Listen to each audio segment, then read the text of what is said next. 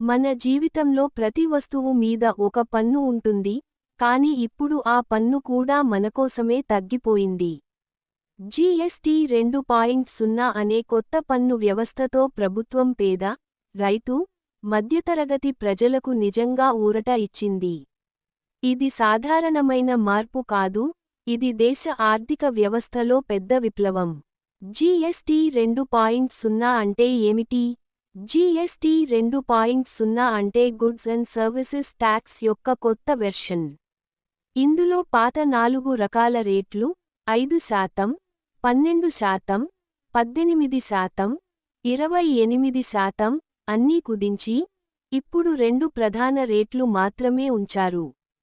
దీంతో ట్యాక్స్ వ్యవస్థ చాలా సులభం అయింది. పేదలకు లాభాలు. రోజువారీ అవసరమైన వస్తువులు, సబ్బు, టూత్పేస్ట్, షాంపూ, నూనె, దినుసులు.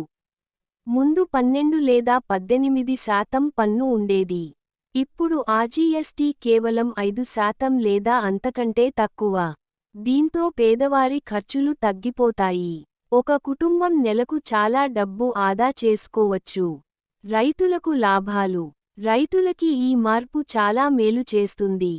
ట్రాక్టర్లు, ఇరిగేషన్ మోటార్లు, ఫర్టిలైజర్ పరికరాలపై జీఎస్టీ తగ్గించబడింది. దీంతో వ్యవసాయ ఖర్చు తక్కువ అవుతుంది. రైతు చేతిలో మిగిలే డబ్బు పెరుగుతుంది. ఇది వ్యవసాయ రంగానికి కొత్త ఊపును ఇస్తుంది. ఆరోగ్య మరియు బీమా ప్రయోజనాలు. Studio microphone. జీఎస్టీ 2.0లో మరో పెద్ద మార్పు. ఆరోగ్య బీమా, జీవ బీమా, దవాఖానా ఖర్చులపై జీఎస్టీ మినహాయింపు.